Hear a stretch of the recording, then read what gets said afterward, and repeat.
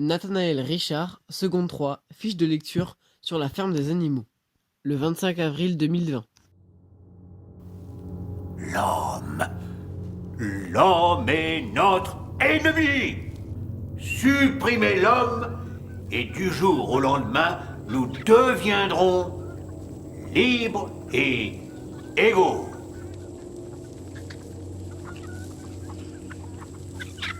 La ferme des animaux est un roman assez court écrit par George Orwell, publié en 1945, au lendemain de la Seconde Guerre mondiale.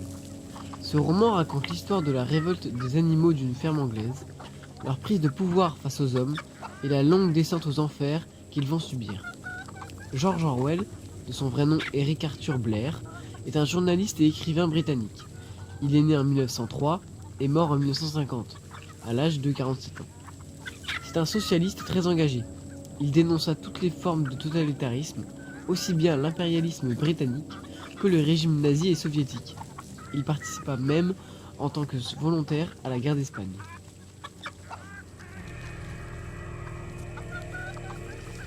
Mais revenons sur le roman qui nous intéresse aujourd'hui, La ferme des animaux. L'action se situe dans une ferme, la ferme du Manoir, qui se situe dans le sud de l'Angleterre, à une trentaine de kilomètres de Brighton. Tout commence dans l'étable. Tous les animaux de la ferme sont présents. Un vieux cochon, sage l'ancien, respecté de tous, s'apprête à faire un discours. Il dénonce la mauvaise qualité de vie de tous les animaux de la ferme. Pour lui, l'homme est responsable de leur malheur. Il est donc urgent de prendre le pouvoir. Il pense que les animaux sont très capables de gérer eux-mêmes la ferme. Il est persuadé que tous les animaux sont égaux entre eux. Il termine son discours par un chant révolutionnaire, intitulé Bêtes d'Angleterre, qui deviendra par la suite l'hymne de la ferme. Bêtes du monde, unissons-nous. Il faut combattre jusqu'au bout. Tôt ou tard, on va gagner et vaincre l'homme pour nous libérer. Tôt ou tard, on va gagner et vaincre l'homme pour la liberté. Malgré nos corps fourbus, on ne brisera pas nos rêves et nos cœurs ne saigneront plus. On ne brisera pas nos rêves et nos cœurs ne saigneront plus. Malheureusement, Sage l'Ancien meurt, mais trois cochons décident de prendre la relève et créent un mouvement appelé l'animalisme. Quelques jours plus tard, Monsieur Jones et ses ouvriers oublient de nourrir les animaux.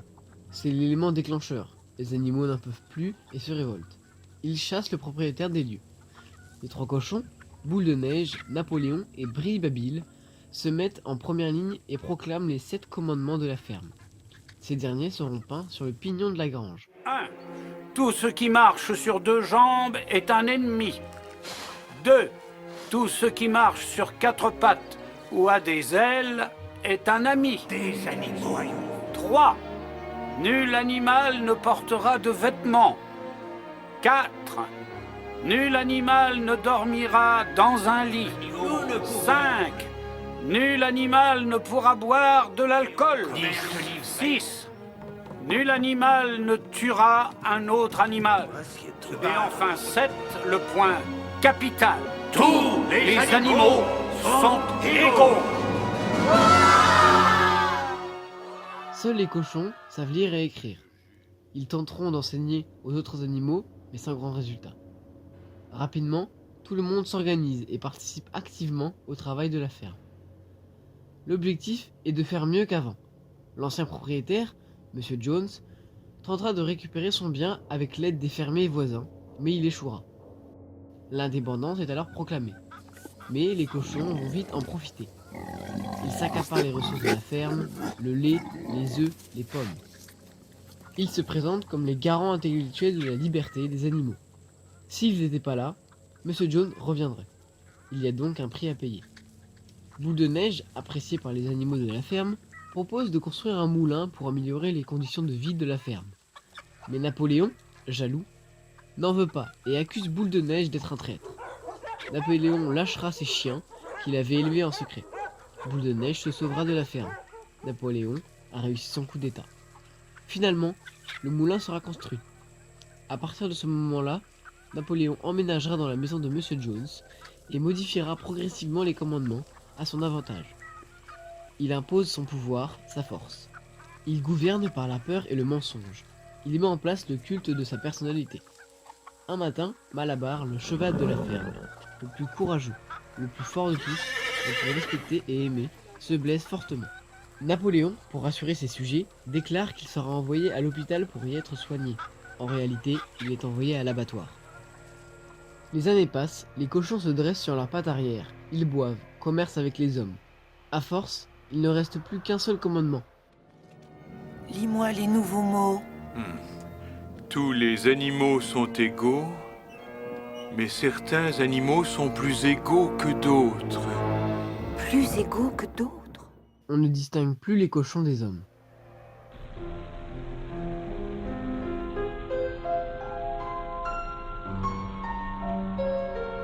Comme nous pouvons le voir, ce roman est particulièrement sombre, plutôt pessimiste.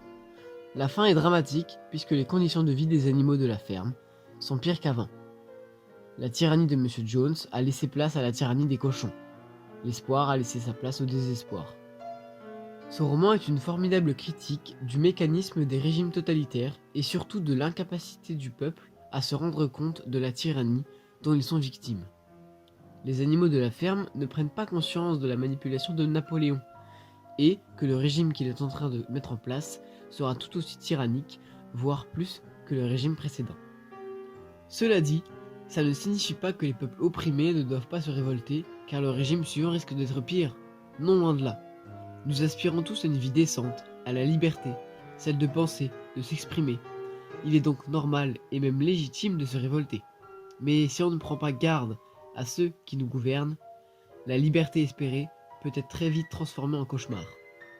Deux grandes idées se dégagent de ce roman. L'ignorance et la faiblesse du peuple. Et si le peuple devient manipulable, dans le cas présent, des moutons, la tyrannie s'instaurera facilement. Le deuxième point. La soif du pouvoir, l'argent, les privilèges peuvent corrompre la classe dirigeante. Vouloir plus, toujours plus, mais à quel prix? Au détriment des plus faibles. Quand j'ai lu ce livre, j'ai tout de suite pensé aux fables de La Fontaine. Utiliser des animaux pour faire passer plus facilement un message, une morale. Là, dans le cas présent, une mise en garde politique. George Orwell s'est servi de la révolution russe avec la mise en place du régime soviétique de Staline comme base de son histoire. Les personnages de son roman sont des répliques animales des grandes personnalités historiques de son époque. Sage l'Ancien représente Karl Marx. Il est le fondement de l'animalisme, tout comme Karl Marx avec le communisme. Les fermiers, et notamment Monsieur Jones, représentent le régime autocratique du tsar Nicolas II. Napoléon représente Staline. D'ailleurs, si Orwell a appelé le tyran de son histoire Napoléon, ce n'est pas par hasard. C'est le chef incontesté de la ferme, et malheur à celui qui conteste son autorité. Boule de neige représente Trotsky, assassiné à Mexico par Staline en 1940. Brili-Babil n'est autre que Molotov, le ministre de la propagande, le Goebbels de l'Union soviétique.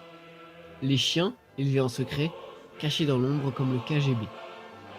Les pigeons voyageurs qui transmettent l'information. La bonne parole et donc la propagande. Les moutons représentent le peuple, manipulable, qui répète tout ce qu'on lui dit. Ils n'ont aucun recul. Ils n'ont pas les connaissances nécessaires pour réfléchir par eux-mêmes. L'âne Benjamin, il fait partie de ceux qui doutent, se posent des questions. Il se rend compte, un peu tard, de la gravité de la situation. Orwell s'est amusé à renverser les rôles. L'âne est en général représenté comme un animal stupide, manipulable par la carotte, mais là c'est tout le contraire. Que représente-t-il?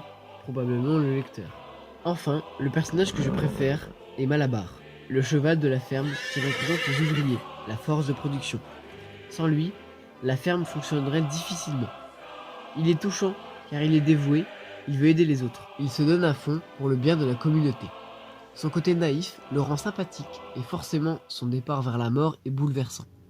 Cette scène est par ailleurs effrayante car elle rappelle la déportation nazie des juifs vers les camps de la mort et des opposants au régime soviétique vers les goulags. La ferme des animaux est un roman coup de poing que je ne suis pas prêt d'oublier. C'est dommage que les deux adaptations cinématographiques ne soient pas à la hauteur du roman. La première adaptation a été réalisée en 1954 par John Houlas et Joy Batchelor. sous la forme d'un dessin animé bien fait pour l'époque. Malheureusement, il a été financé par la CIA à des fins de propagande contre l'URSS. Il ne faut pas oublier qu'on était en pleine guerre froide. La fin a été changée, tous les animaux se révoltent contre les cochons et renversent le régime tyrannique, ce qui casse le message initial d'Orwell de mise en garde. Il est à noter que les noms des personnages ont été changés. Sage l'Ancien devient le Vieux Major, Boule de Neige, Boule de Suif, Napoléon devient César, et Hercule au lieu de Malabar. Pourquoi, je ne sais pas. Quant au film de John Stephenson de 1999, c'est la même chose. Techniquement, le film est formidable, les animaux parlent avec réalisme, mais pourquoi vouloir à tout prix changer la fin de l'histoire? Certains animaux réussissent à s'enfuir, notamment la chienne, le personnage principal du film. Pourquoi une chienne? Pour faire plaisir aux enfants? En tout cas, après quelques années de règne, le régime des cochons s'effondre de lui-même. On nous montre les 2 grands châteaux d'eau qui s'abattent sur la ferme suite à un orage et un effondrement de terrain. En fait, le cinéaste nous fait le coup du mur de Berlin. Mais c'est surtout la dernière séquence qui est assez détestable. Les futurs propriétaires débarquent dans la ferme, une famille moderne dans une belle voiture, l'espoir américain. Au passage, comme tout dessin animé, on peut remarquer que certains noms ont été changés, comme par exemple Malabar qui devient Boxeur et Brille-Babil qui devient Babilard. J'ai lu sur internet que Netflix avait racheté les droits du roman en 2018 à la Warner. C'est Andy Serkis qui est chargé de la réalisation. Ce que les Américains n'ont pas compris, c'est que ce roman n'est pas qu'une simple métaphore sur l'Union soviétique, mais c'est un message d'alerte qui peut s'appliquer à tous les peuples du monde. D'ailleurs, puisque les scénaristes s'entêtent à changer les noms des personnages, je leur suggère de changer le nom de Napoléon. Il devrait s'appeler Donald. Bêtes du monde, unissons-nous, il faut combattre jusqu'au bout. Tôt ou tard on va gagner et vaincre l'homme pour nous libérer. Tôt ou tard on va gagner et vaincre l'homme pour la liberté. Malgré nos corps fourbus, on ne brisera pas nos rêves et nos cœurs ne saigneront plus. On ne brisera pas nos rêves et nos cœurs ne saigneront